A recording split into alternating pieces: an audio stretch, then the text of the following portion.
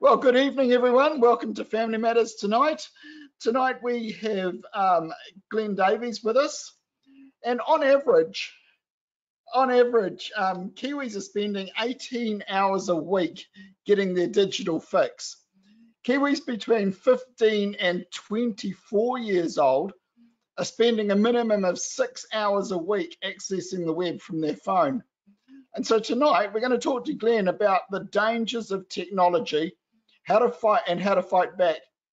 And in this session, we'll be talking about the danger technology poses to our ability to meditate and communicate. And in next week, so we're going to do a two-week session on this one. Next week, we'll be looking at how technology affects our separation from the world. And then Glen's going to share some really practical ways of fighting back to keep ourselves and our families safe. So we're really looking forward to that. So stay tuned for some really practical wisdom from Glen as we get into our discussion. Now, just before we begin again, I want to do a quick Bible reading, and this one comes from Psalm 119, verse 97 and through to 99. Psalm 119 is one of my favorite chapters in the Bible. Oh, how I love your law. I meditate on it all day long. Your commands make me wiser than my enemies, for they are ever with me. I have more insight than all my teachers, for I meditate on your statutes. And with that fact that that Kiwis are spending 18 hours a week or 6 hours a week accessing the web on their phone, I think that really sort of says to me that if that's us as an average Kiwi, that really says to me that we should be spending that time meditating on God's word instead of checking our phone.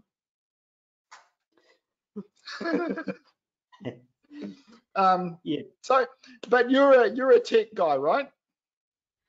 Yeah. So I've been involved in software. Do you want to just tell us a little bit about you and what you do?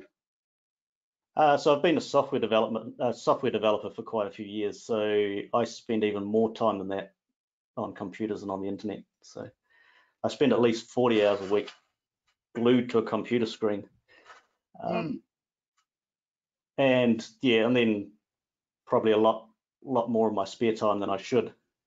And I think technology has sort of snuck up on us. I don't consider myself sort of an expert in this area, and the bit of research I've done and the couple of talks I've done on it came out of some discussions we had at some Bible school meetings, because brethren were sort of saying that we think there's a bit of an issue here because people are brethren are getting way too absorbed in technology, and we think there's a potential impact there on our lives as disciples of Christ. And in some ways it's peculiar because like we were baptized about 25 years ago, and when we first came into the truth, the majority of Christadelphians would say we would never have a television in our house because it lets the world into your house. Why would you want the world in your living room? And somehow the internet has come in through the back door. We had the front door closed to the television and the back door was wide open and the internet's come on in. Yeah. Probably because there are sort of legitimate reasons why you might need a laptop, particularly if you're like me and that's part of your job. And these days, the internet's needed even just to pay bills. So we're at a point where it would be difficult for a lot of people to say we're not having this in our house in the same way that we did with television. Yeah. But I think we're at a point where we all need to actually sit back and actually look afresh at where we are and what we're doing with technology, and actually ask that question: is this the best use of my time if I'm a disciple of Christ and wanting to mold myself to be like Christ? So based on some of those discussions, I did a bit of research, and plus also based on the fact that acknowledged in my own life that technology was playing too big a part. And So you've had that issue. You've experienced what the rest of us are going through, where technology just takes over. Oh, it's just and I've probably had a smartphone for longer than most people. I think I got an iPhone in 2008, which was probably 4 or 5 years before smartphones became big in the general public. So I've had a few more years to become addicted to it. And just that in the general screen use, just noticing how my attention level had just really vanished. It was really hard to focus and concentrate. I used to, particularly when we first came into the truth, I was an avid reader. I used to read loads of books. And then sometime in the 2000s, I just stopped reading altogether, really. And if I did sit down with a book, I could read like a page or two, and I'd just get sick of it and put it down and go off and do something else. So you think that was a result of all the technology you're using? Oh, I think so, yeah. And since then, there's a huge amount of research coming out from people in the world, basically indicating that technology is making us a distracted generation, that it's removing our ability to focus and concentrate. So it's not just us as Christians and a strange bunch of anti-technologists thinking this, that there are technologists in the world that are thinking the same things. So you've identified distraction being one of the key features that affects our faith. Can you elaborate a little bit more on that? Yeah, well, that was one thing that sort of really struck me when I sat down to do a series of talks for the last summer school on the effect of technology and trying to identify what are the threats from technology. And that verse you read just really highlights the importance of the ability to meditate, to sit down quietly and spend a large amount of undistracted time just focusing on the Word of God, and taking the Word of God into us and memorizing it. And really, technology is designed is making us the complete opposite, that we just drift from one thing to another. And really, ultimately, as disciples of Christ, our idea is to develop the mind of Christ. And the only way to do that is to take God's word into our mind and to meditate on it and chew it over and to be able to really read deeply and meditate deeply. And so there's some pretty interesting statistics, like, and the things I'll sort of mention here all come from peer-reviewed scientific journals. So these things I'm mentioning aren't just the odd person's hearsay. This is people have done serious research and had it peer-reviewed. 75% of screen content is viewed for less than 1 minute. And one study showed that people switch between different content when they're on a screen, switch between different content every 19 seconds. Wow, that's significant. Yeah. And they've done analysis to show that you actually experience like a neurological high when you switch. So when you see a hyperlink on a web page, as you click on it, you get a little dopamine hit. So your brain gets trained not to be actually reading the content and taking it in, but actually spotting a link to something else. The excitement comes from clicking on the link and going to the next page, rather than actually taking and absorbing what's on the current page.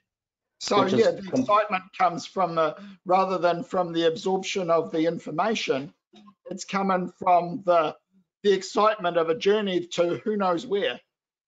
Yeah, so there might be something really exciting at the end of this link. So I won't get too engrossed in this particular bit. And yeah, the brain starts to get molded to that way of operating. So sitting down with a book and just reading a plain old page where you can't actually click on a link, the only option you've got is to turn it and go to the next page. Or if you like some people, you can flip to the end and see how it ends if you want to. But yeah. I can see how it really does take us away from being able to focus just on reading for the sake of reading and following it through. Yeah, and some other research showed that the average time that you can stay focused on a computer is 40 seconds. Oh, wow. So it's the whole technology world is pushing us towards this, just skimming across the surface, never actually really taking anything in and thinking deeply on it. So if people have focused so far, those who are watching, you've actually done quite well, because you've done it for 14 minutes so far. Congratulations. Yeah. And the trouble is that the big companies that make all their money out the internet, like Google, for instance, they really want you to keep moving, because the more web pages you view, the more ads you view, and the more potential is that you'll click on an ad, so the more money they make. So they don't want you to bring up an article and spend an hour reading it and thinking about it and mulling it over and meditating on it. They want you to spend a maximum a minute and then move on to the next one, which has got more ads on it. Yeah. And you'll see a lot of web pages designed like that. They'll have the clickbait, a little enticing headline. You'll never guess what happened next. And of course, you click on it to find out what happened next, and they'll give you a tiny little tidbit, and then you'll scroll down and there'll be a button to say, click on this to find out what happened next, and you'll go to another page. And it turns out that nothing really happened next at all. But you've clicked on 10 links and seen 20 adverts in the process. Oh yeah, I've certainly been sucked into that one. It's frustrating. Yeah. Yeah. And if you consider that you're spending large portions of your time just doing that, like, in what way is that helping us become like Christ? Yeah. I mean, sure, it's okay to chill out every now and again and just catch up on a bit of news and read a few funny articles, but the brain gets trapped into this process of just following these links. Oh, just click on this next link, and suddenly an hour's gone past, or an hour and a half, or 2 hours. And yeah. You were telling us the other day about some really interesting research about mice. Is it mice? Mice, yeah. And the rewards, the click rewards. A lot of the applications are designed to basically be addictive. And there was a scientist in the 1950s called Skinner, or a psychologist. He was trying to work out how to make students be more willing to learn. So he did some experiments on mice, and he worked out that if you gave them the same reward at the same time by clicking on a lever, it sort of worked okay. But if you gave them a random sized reward at a random time when they clicked on the lever, they became addicted to clicking on the lever. And he realized that humans were exactly the same, that if you give humans a random reward, randomly spaced apart, they become addicted to that. And it's all to do with the dopamine again. The brain gets this dopamine hit when you get the reward, and you get more of a dopamine hit when you don't know what the reward's going to be, or if there is going to be a reward at all. So a lot of apps that you have on your phone, particularly games and things, they've followed the research of this guy Skinner to basically addict us. So one-armed bandits work the same. Sometimes you get nothing, sometimes you get a little reward, and sometimes you get a big reward. And that random nature is what is addictive. And application developers have picked that up and run with it. Okay. There was a psychologist that wrote a book for app developers on how to make your apps addictive, and a lot of them have picked that up. So that's why you'll find that if you've got a game on your phone, it can be one of the reasons it's addictive is because you'll be wanting to get your little reward, and you may not be sure with a little bit elusive. Yeah. And email's sort of similar, because you check your email, there might be a really exciting message there, or there might be nothing at all, or there might be something that's just a little bit interesting. So it's tempting to just keep going back and checking your email because you're not sure what's going to be there. Yeah. Yep, I've Yeah, certainly I done do that. that. I'm sure a lot of people do. Hopefully it's not just us. Yeah, and it comes back to exactly the same thing with the mice. And it really hit me when I saw that the fact that we behave exactly the same as mice do in relation to this. And if that's the case, it has to be the carnal mind that is driving it, because of course mice don't have a spiritual mind. Well, I'm pretty sure they don't. Yeah, okay, fair enough. Yep. Well, maybe except for Stuart Little, of course, but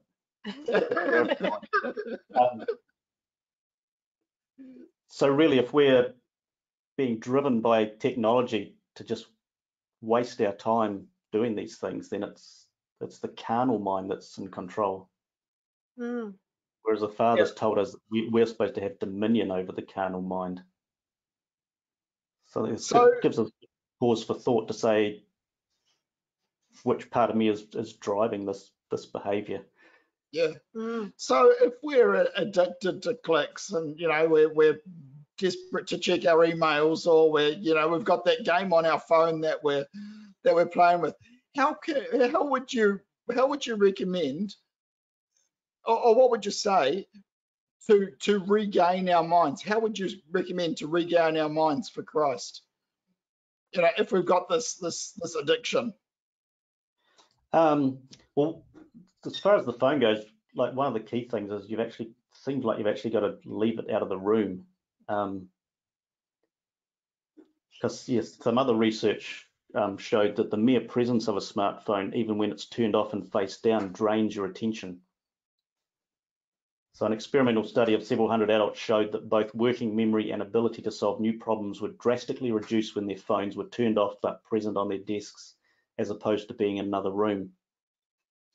So part of the solution, I think, is basically putting your phone in another room. Yep. And I know some brethren, they have a policy in their house that the phone is really useful when you're out and about for contacting each other, but you don't actually really need it when you're in the house. So when you come back home, you put your phone on a cupboard in the entranceway, and it stays there. Okay. Which Yep. that so maybe basically just leaving it alone, getting it out of sight, out of mind. Yeah, and it seems like you literally do have to get it completely out of sight. For some reason, even just having it next to you, even if it's turned off, is distracting. Okay. Because it's like you can see. I've got mine there right now. It's like right in hand's reach. It's just here. So is a phone a worse form of distraction than the computer itself? I think it's probably worse in that we've got it with us all the time. Just more accessible. Yeah, it's just more accessible, and you're just used to it's there in your pocket. Whereas it's a laptop's more distracting once you've sat down with it and got it open and you've started on one YouTube video. And of course, again, the technology companies, they know what they're doing because they recommend things based on what you've already watched the most of. So when you start watching your YouTube video, there's a list of really great ones that sound really appealing to you down the right-hand side, because they know what's going to appeal to you based on what you watched yesterday. And it's like, oh, that one looks really good. I just watched that. And then, of course, there's another new list of really interesting ones. Yeah. And they gradually refine that until they've got you on a hook, basically. Yeah, they know. They work out what you like, and they'll just keep showing you stuff that's bound to appeal to you. So it's So what do you think it is that drives our need for distraction? Well, that was another interesting bit of research I came across. Well, one researcher that was looking into it, his view was, and he's not a Christadelphian, his view was that it's not necessarily that the trouble with the technology.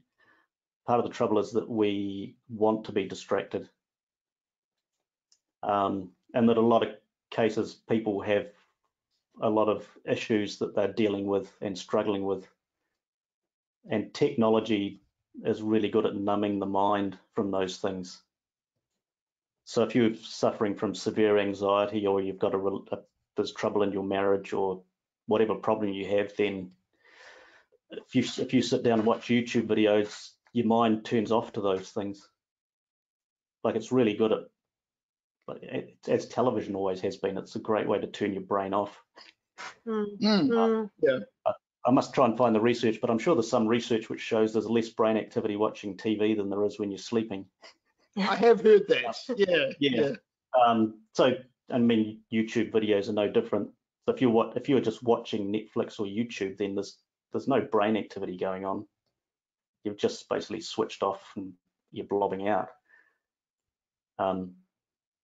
which can be a good way to get over to forget about your problems for a little while. Yeah.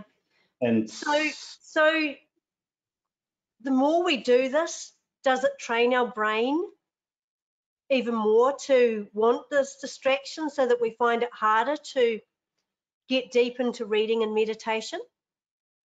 I think it's like anything, isn't it? Things become habits, and then once they're a habit, it's more of a struggle to break it.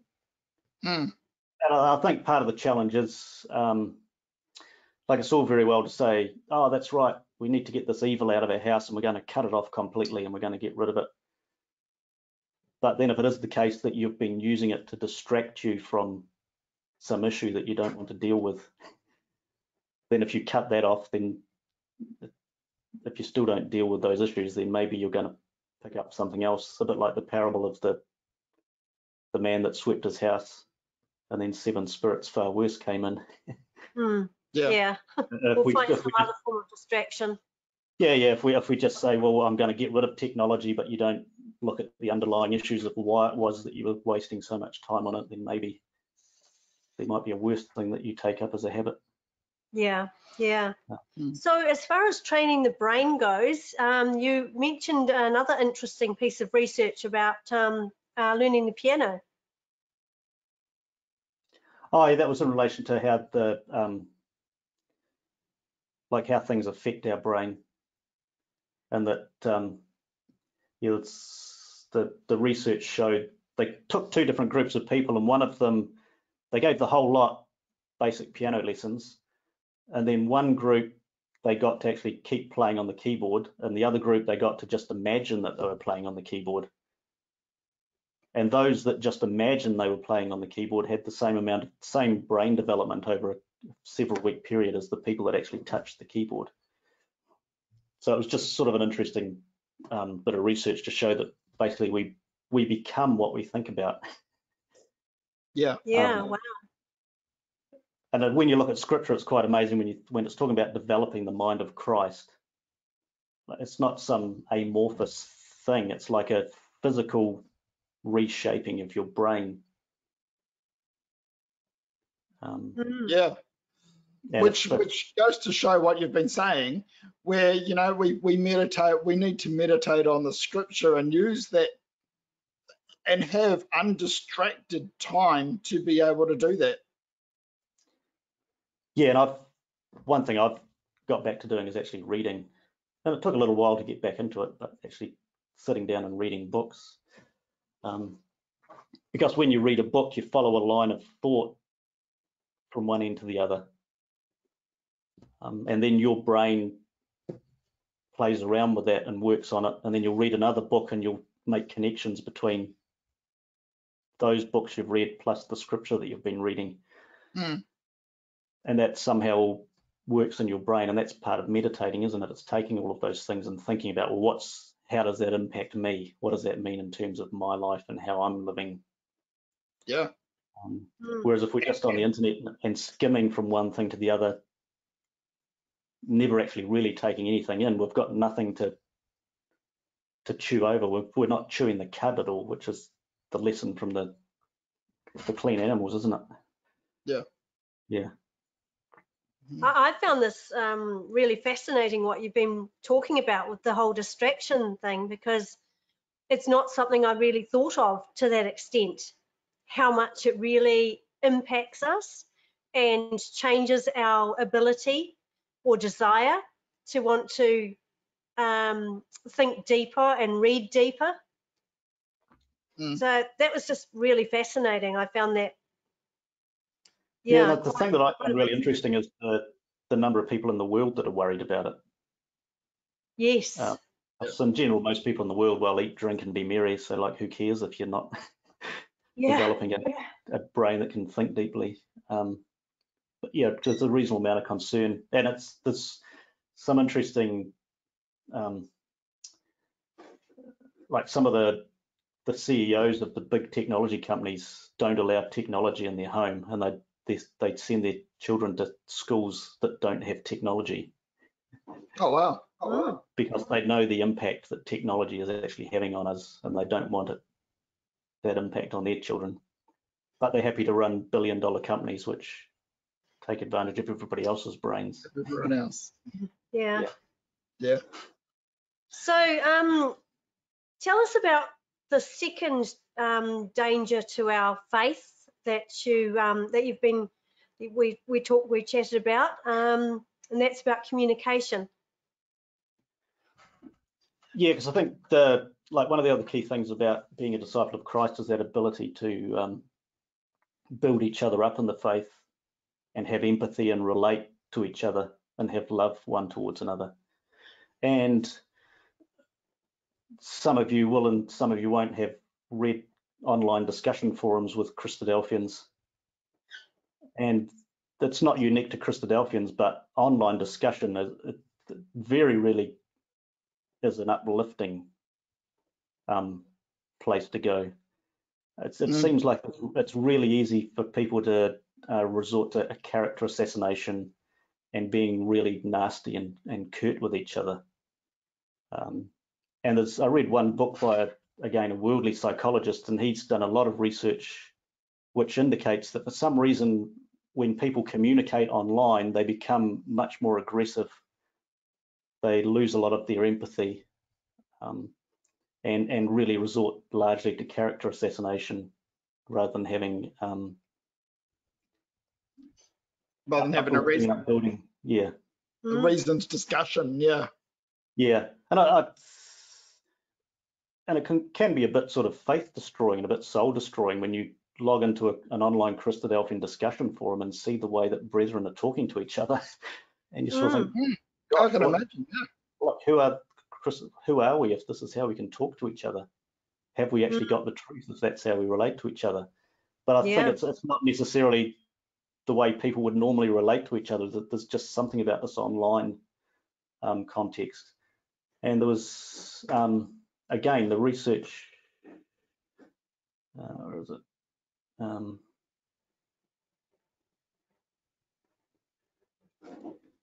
Yeah, so some research showed that when encountering someone with an opposing political viewpoint, people are more likely to judge them as warm and intelligent if they hear that person's ideas spoken rather than written down.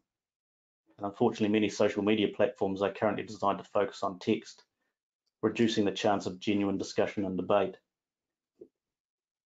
And it's, you hear some of that, you read some of those comments online, you think I'm sure they wouldn't talk like that to each other if they were at the hall face to face after a Bible class. And,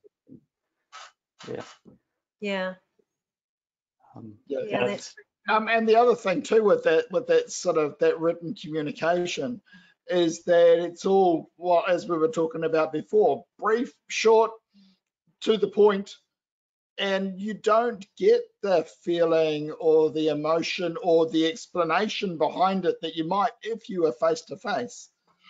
And you can read someone else's body language or whatever else, whatever other communication cues you get. Yeah, last time we talked, I mentioned that I'm by nature a very sarcastic and cynical person, and which you can usually pick up by my tone of voice if I'm actually talking to you. But in an email, you don't know that. So I've unfortunately personally upset a few people because I've sent what I thought was a sort of humorous and sarcastic comment, but they've taken it at face value. But you just don't have those cues. And the speed thing's an issue too, because you can, in the heat of the moment, you can quickly type up an email and go, hit the send, and well, let's show them, let them answer that. And then usually as soon as you hit send, you've thought, oh, maybe that was a bit blunt. Yeah. something I started doing is if it was a slightly heated discussion, and I'd immediately felt riled up by what somebody had emailed me, is to type up the response in a note page rather than in the email. Type up my heated response, which completely destroyed their argument, and then just save it to my desktop and go to bed. Yep. And mostly by the next day, you realise that you didn't need to send it. Right. You just delete it. Yeah. And Mm. it's really easy to delete it without sending it than it is to have to ring the person up and say, look, I'm really sorry about what I said in that email. I was heated up and I really should have thought a bit more about it. Yeah. Yeah, that's very good advice. Yeah. And yeah, interestingly, it's our Arranging Brethren's group sort of came to a similar conclusion, because we were having a few discussions about various matters, and you'd end up with a really long email that'd just go bounce around with brothers adding their 2 cents worth in, and getting more heated and more heated. And then once you actually came together at meet face to face, it turned out, well, you're all saying the same thing anyway, just using different words. Yeah. Yeah. So we came to an agreement that we wouldn't use email for discussing important matters. We would only use email for really quick matters of arrangement, like we need to fill in for a reader next Sunday, or the meeting needs to be at a different time. But anything more difficult than that can mostly wait till a face-to-face meeting. Mm. Yep. Mm. Yeah. Yeah. No, that's very wise. But I think the other issue with relationships is, again, just largely the phones, is just the fact that it can become an impediment between people, or just it's something that actually gets in the way. I mean, I'm sure everybody's experienced having a conversation with somebody and all of a sudden they just completely cut you off, take their phone out, oh, just a minute, and check a message and answer it. Yeah. Mm. Yeah. Or even, I mean, the really typical example you see is a couple having a romantic date, and both of them are on their phones and facing each other, and there's no communication going on at all. Yeah, and it's really sad. Yeah, and again, just some other research showed that just the presence of a mobile phone can disrupt connections between two people, leading to reduced feelings of empathy, trust, and a sense of closeness. Okay. And 50% of parents reported that mobile devices typically interrupted the time they spent with their children 3 or more times each day. Wow. Mm. So it's sort of crept in, and it is having an effect on us that perhaps we don't always acknowledge. Yes. Yeah. And Yeah. there aren't necessarily quick and easy answers, but I think, and different things will work for different people depending on their situation, but I think it's just well worth us all just taking the time to sit back and think, right, what impact is this technology having on me personally, on my relationships and on my family, and what are some of the things I could do to change that if there is an issue. Mm. Mm.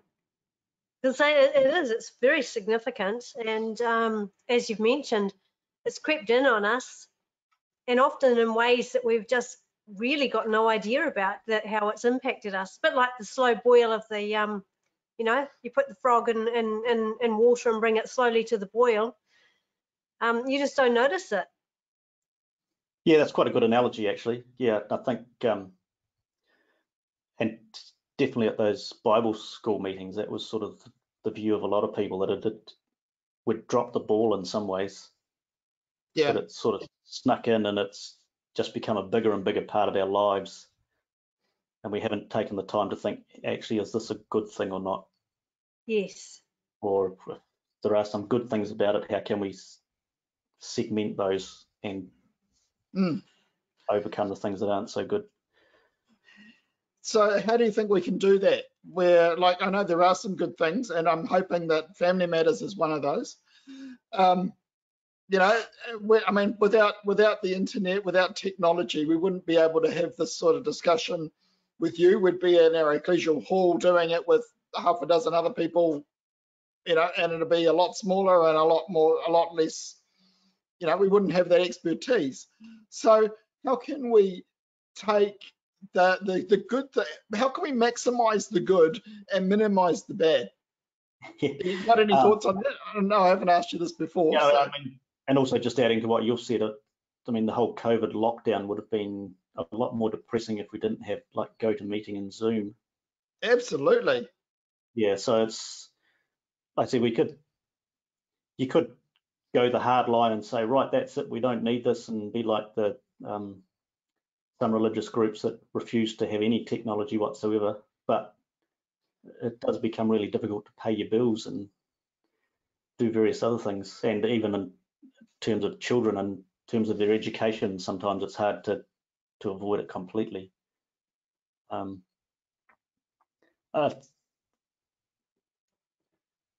It's a matter of each individual, actually, I think, saying, how is this affecting my walk in the truth? And if I feel it is affecting my walk and that there are better ways I could be spending my time, how do I go about changing the habits I've formed? Yep. And some of them maybe just risks. Yeah, which yeah. I think we'll be talking about more next time, won't we? Yeah, sort of, yeah, ways we can fight back on this. Yeah, because it's yeah, what we'll look at next week is we can use some technology to help restrict the technology. Right. Okay. Yep. Sounds great. Yep. Yeah. So in some cases, it's a matter of putting up some walls, just like scriptural times and Hezekiah and the likes, basically strengthening the walls to keep the enemy out. I think we need to do some of that. Yeah. But we also, we'll probably look at it a bit next week too, that you can't just trust technology either. You still also need to, we each need to basically build a conscience.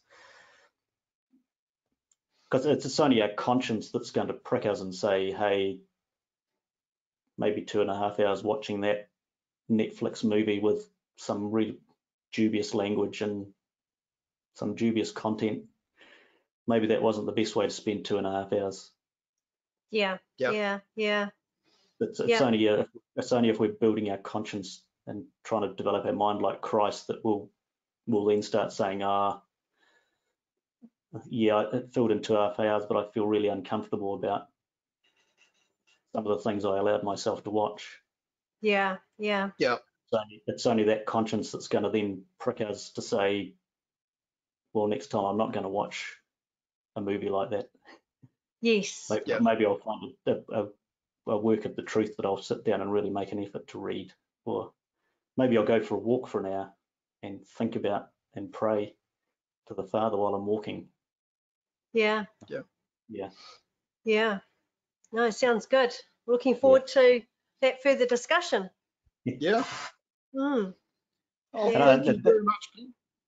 I was just going to say, because that last point sort of comes back to that again. If we're just using the technology to escape from the hard things, then it's much easier to sit down with the technology. But sometimes we've got to sit down and actually approach the Father in prayer and say, look, I've got a real struggle in my life.